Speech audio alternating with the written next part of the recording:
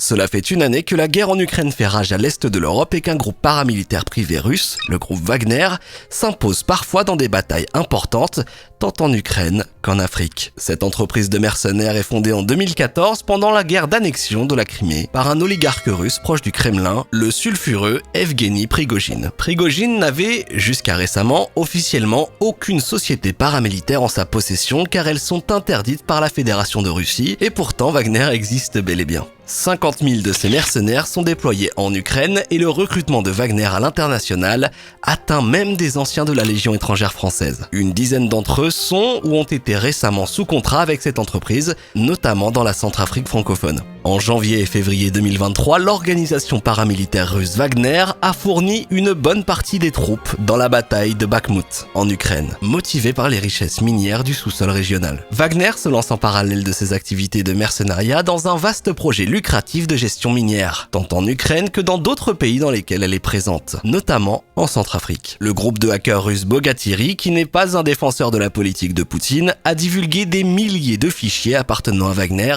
en piratant les serveurs informatiques de la société. Grâce aux journalistes d'Arte, Die Welt, Insider et Dossier Center, qui ont classé, analysé et recoupé les métadonnées de ces milliers de documents, nous avons pu prendre connaissance de preuves concrètes des activités de Wagner et percer un peu plus le mystère de cette société discrète. Les trois piliers de Prigojine. Wagner, l'Arta et le SB composent les trois piliers centraux de l'organisation privée d'Evgeny Prigojine. Wagner compose la partie opérationnelle des activités de mercenariat projetées à l'étranger. Du recrutement à l'opérationnel, Wagner est la main armée de Prigojine pour le compte de la Russie. Bien qu'elle se présente comme une concurrente à l'armée régulière russe, elle agit en complément avec cette dernière. Les informations privées révélées par Bogatiri ont permis de mettre la main sur l'agenda privé d'Evgeny Prigojine entre 2012 et novembre 2021. Durant cette période, on dénombre 37 rendez-vous à noter, Kremlin et 6 autres rendez-vous avec le président Poutine. 62 rendez-vous avec Dmitri Peskov, porte-parole du Kremlin, 27 rendez-vous avec Sergei Shoigu, ministre de la Défense russe, et 9 autres en compagnie de Valery Gerasimov, chef d'état-major des armées et actuellement aux commandes de l'opération militaire russe en Ukraine. En 2016, toujours dans cette fuite de données internes, on découvre que le ministre russe de la Défense songeait à démanteler Wagner. Mais visiblement, ce projet est tombé à l'eau. C'est même l'inverse qui s'est produit, Wagner a prospéré. Nom de code, l'Arta. Le deuxième pilier de la guerre, selon Evgeny Prigojine, se nomme l'Arta. Nommé selon un quartier de Saint-Pétersbourg, familier à Prigojine, cette opération vise à mener une guerre médiatique contre l'Occident. L'Arta regroupe toutes les missions internes à Wagner concernant des opérations de désinformation ciblées. Le budget alloué à l'Arta dépasse le 1 million d'euros par mois. L'une de ces missions se prénomme Magadan. Elle est particulière car elle parle d'une cellule de Wagner au Mexique. Pour 10 000 pesos par mois, soit environ 500 $, Wagner paye des contractuels pour qu'ils créent des comptes sur différents réseaux sociaux en vue d'influencer les élections américaines. Chaque compte exploite un thème clivant. Black Lives Matter, le droit des femmes, les immigrés, etc. Prigojine avait déjà été mis en cause en 2016 pour une tentative d'ingérence dans les élections américaines. Il aurait recommencé en 2020. Wagner contre la France.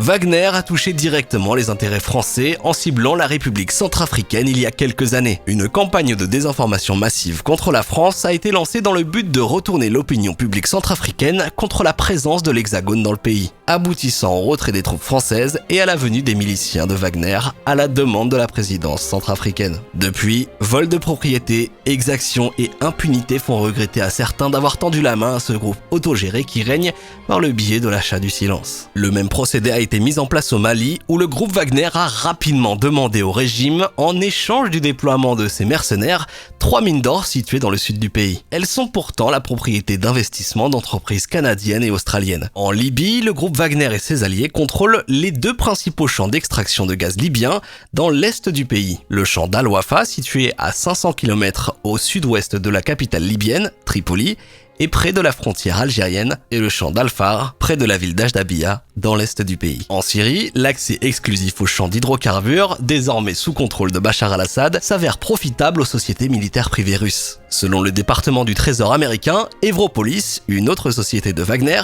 aurait conclu un accord en 2016 avec le gouvernement syrien pour recevoir une part de 25% des produits financiers issus de l'exploitation et de la vente des hydrocarbures produits sur le territoire repris à l'État islamique. Les sociétés liées à Prigojine seraient parvenues à extraire 20 millions de dollars par mois grâce à ces territoires libérés en 2018. Le groupe Wagner aurait par ailleurs dépêché en Syrie du personnel non combattant mais spécialisé dans l'extraction du phosphate, du gaz et du pétrole afin d'exploiter les ressources naturelles syriennes dans les territoires tenus par les sociétés militaires privées russes. La Syrie détenant la 3e plus grande réserve mondiale de phosphate, avoir une main mise sur ce secteur permet d'assurer à la Russie un approvisionnement durable dans cet engrais. L'agriculture russe étant bien développée, sa croissance future dépend directement de son bon approvisionnement en engrais phosphatés. Le 22 février 2023, au lendemain du discours de Vladimir Poutine, le ressentiment s'élève dans les rangs des militaires russes. Bien que le Kremlin nie toute rupture en son sein, ces dernières semaines, la bataille de Bakhmout a révélé des tensions entre la milice Wagner et l'armée russe. Evgeny Prigojine, le fondateur du groupe Wagner, a déclaré que les dirigeants militaires de Moscou avaient refusé de fournir à son groupe de mercenaires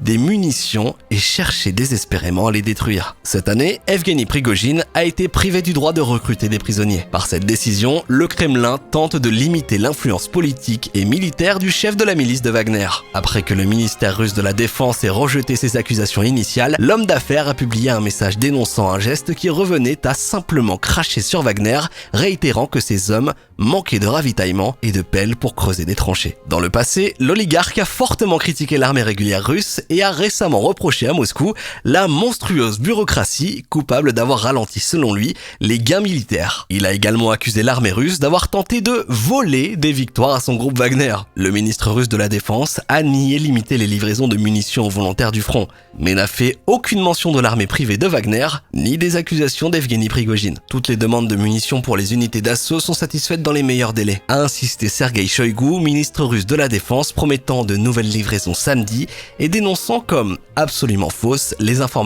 faisant état de pénurie. Wagner est définitivement un allié qui commence à devenir encombrant pour le Kremlin. À voir si Vladimir Poutine ne décide pas de s'en débarrasser dans le futur. Merci de nous avoir écoutés. Nous espérons que cette vidéo d'actualité vous a plu. N'hésitez pas comme toujours à la liker et à commenter. Partagez également cette vidéo sur les réseaux sociaux pour améliorer notre référencement. À la prochaine!